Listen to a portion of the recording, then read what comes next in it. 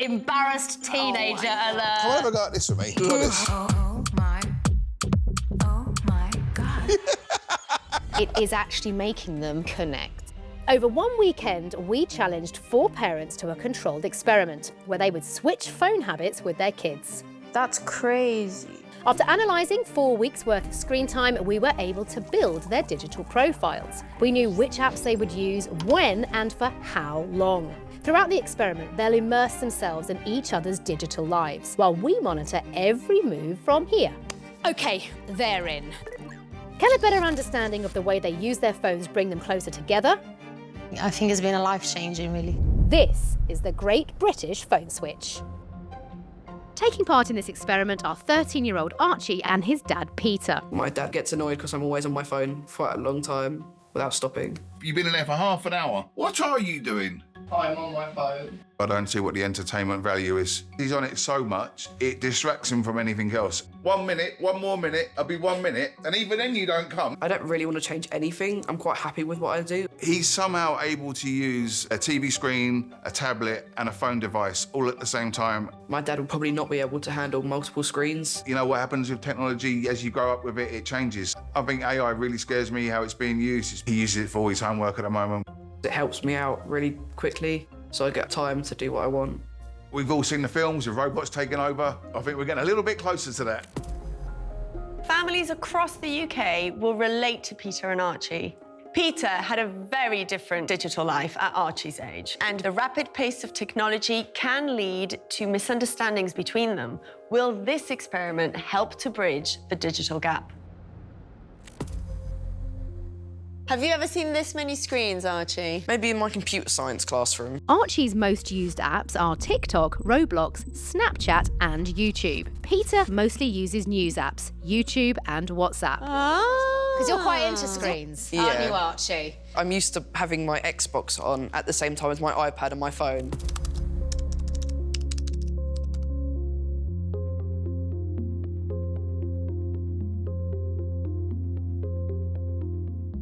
You can actually multitask with all those screens? Yeah, but then I can't do, like, other stuff. Like, if my mum says, do this and do that, I forgot all of them. I mean, Peter, what are your thoughts on Archie's phone usage? They're born different this day and age. And I'm hearing a real dad there. So what are your phone habits? It would be things like checking the football scores and watching things on YouTube. We have looked at the data of your phone usage, and it's been quite surprising, hasn't it, Dr. Marta? So, Archie, on average, you spend 46 hours a week screen stacking. And when it comes to scrolling on Archie's phone, which can be up to 3 hours a day, he could be scrolling the height of the Burj Khalifa. It's absolutely shocking. That's that crazy. frightening? Yeah. Peter, AI, it's a thing, and homework. Does AI feature in any of that? It does massively, and for an example, maths homework, it automatically not just give you the answer, but it will do the working formula for it as well. My thoughts on using AI for homework are, instead of having to spend up to an hour, it takes me like 20 minutes. Peter and Archie will now switch phones. They will be sent alerts prompting them to use different apps at timed intervals so that they can experience each other's digital lives. We'll also set special challenges, which hopefully will help them begin to understand each other more. I think this is going to be a really exciting and positive weekend for them. Yes, I agree, and I think they're actually going to be a bit of a team together, and can't wait to see what they do. I'm excited. How do you feel at the moment about having your phone? Weird. It's time to get gaming. Open up Roblox. This is what happens, see? So I'll be sitting at home listening to this ping, ping, ching, ching, and you getting all excited. Ching, ching. I don't know why you keep picking up that phone thinking my phone habit's going to suddenly burst into life and give you something to do, Archie. Your phone habits are so boring. They're both already a bit stressed. No, I don't want to read the news. I have no idea what you were just saying then. I just zoned in on this, and I have no idea what you were saying. So, straight from the get-go, Peter's experiencing how all-consuming Archie's phone habits can be. He completely zoned out when Archie was talking. We call this inattentional deafness, which basically means our brain prioritizes certain tasks, in this case, Peter's phone use, over processing other sensory information, such as conversation. I've got to go on WhatsApp. Oh, you get to watch YouTube. I like a bit of fishing. You can find it on there, so that's good use of time, in my opinion. With 36 hours to go, Peter is still gaming, while Archie is back checking the news. No. What's I want that? to go back to the news. I read the news yesterday. Yeah, well, the news changes all the time, doesn't it? We've set up a challenge to see how well Peter and Archie can multitask while using multiple screens at the same time, also known as screen stacking, which is becoming increasingly more common. They'll have 3 screens going simultaneously. Then at the end, they'll need to recall what they've been exposed to and see what they managed to take in. This is it. I feel under pressure. What we're testing here is what we call cognitive load. It takes a lot of brain power to multitask, and it negatively impacts attention, memory, and overall performance. Here we go. You ready? Yeah. Here's how to make a rainbow-layered yoghurt parfait. Hang on, wait, we got... Whoa, we got to do this as well. What's this? You have a new message. Oh, this is going silly, isn't it? Peter looks confused. He looks overwhelmed instantly. Neither of them are watching their TV. Spoon in a layer of yoghurt to cover the strawberries. Dad, you got to reply to your text messages. It's all right for you. I mean, this is the overwhelm that I think that many people would experience. The more screens you have and sound, screen, image, movement, all of these things are overstimulating their nervous system. Oh, my What's your heart favourite rate must be going through the roof. I don't read books. Oh, no. TV show. I don't think either of them have seen the hidden message in that video. No. We did. Elephant. Oh, this is ridiculous. Finish with sprinkles or crushed biscuits. Then enjoy. How do you think you did? I'm a one-device kind of guy, Archie. You can't record the information. Let's give them a little quiz. I reckon that both of them are actually going to do a lot worse than I think they were going to do. I fancy my chances on before here. I put after. Get in there. Yes.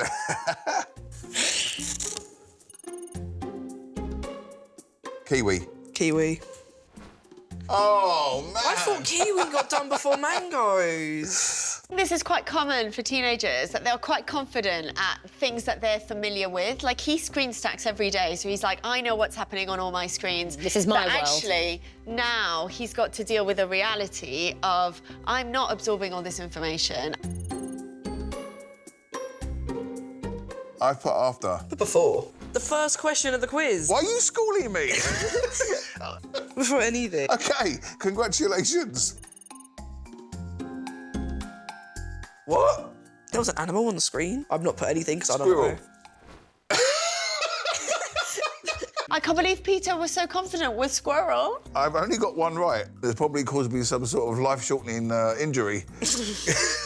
That is serious. It's so important that you actually have one experience fully and then you switch onto something else, especially with young people because their prefrontal cortex isn't developed. He's lacking impulse control, but he's also lacking the concentration to be able to fully focus on any one thing. So although his attention is being diverted more quickly than his dad's, I don't think he's absorbing information very well, which is not just teenagers. I think lots of adults try and do that too. And with the multitasking challenge complete, it's straight on to another task. This time, Archie will use AI to prepare a short presentation on a subject his dad knows all about, while Peter does a little fact-finding of his own. I'm curious to see if Peter can perhaps reframe the way he thinks of AI, because it feels like he's thinking of it as a negative thing. AI is like the Wild West, right? It's the thing that is the unknown. But I think this, for me, is always an opportunity to understand technology better, to try and reap the benefits of it and mitigate the risks, and then learn how to live with it. AI really scares me how it's being used. We're jumping very far forward, so that's a concern. You'll generate your whole presentation from scratch titled Things People Don't Know About Driving in the UK. This is interesting. Is AI a reliable tool for learning, or does it sometimes provide incorrect information? Great question, Peter. He's gone straight in. While AI can provide accurate and helpful information, it can sometimes make mistakes or provide outdated information. Well, did you hear that? Nope. I did. It's always good to stay informed and double-check information.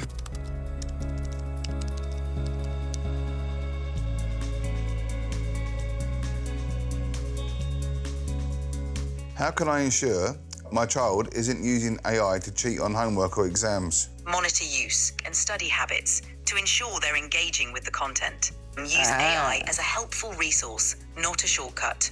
I mean, so far so good with the AI. Absolutely great. It's actually quite good, isn't it, asking questions like that? Yeah. Maybe I haven't given it the credit it deserves. I mean, Peter started this looking a bit sceptical. It's all about balance. I hope Peter's like holding on to this. Right, show me what you've done. I'm intrigued to see this. Roundabouts, which are common in the UK, can be particularly confusing since you must give way to traffic coming from the right rather than the left. There's a part of AI that is hugely needed for development, and it wasn't until that experiment that I found that out. You don't use it and take everything for fact. I think there's a big opportunity now to see differences in the way that I view things. As of 2021, around 35% of the world's population drives on the left. Thank you. Okay. How much of that have you taken on board going forward? Not a lot, really. He has admitted that nothing really has gone in, which is pretty much emulating what happens when he does his homework. I just asked it what I wanted it to do, and then like that, massive paragraphs of information. Just copy, paste, boom. Next time he's got to talk about the topic, he won't remember a thing. As you're reading through, you can rewrite it in your own words. That way it does become yours. It's a definite eye-opener.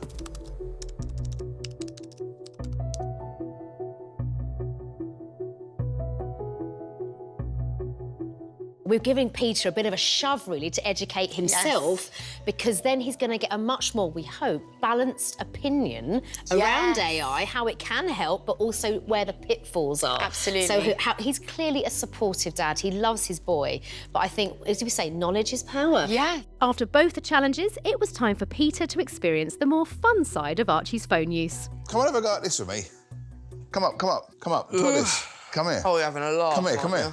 Appalled, embarrassed teenager alert. Let's try. Face that way. Go on, that's it. Stand there, face that way. You start doing the dance and I'll follow in. Ready? I'd like a grande caramel macchiato and... You're so funny. Go on, Peter. Go on, Peter. Oh my God.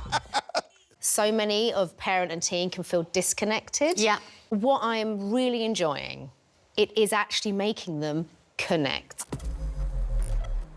In the final afternoon of the experiment, Peter and Archie are taking the time to reflect on their experience and writing a family pledge that will shape their digital lives going forwards.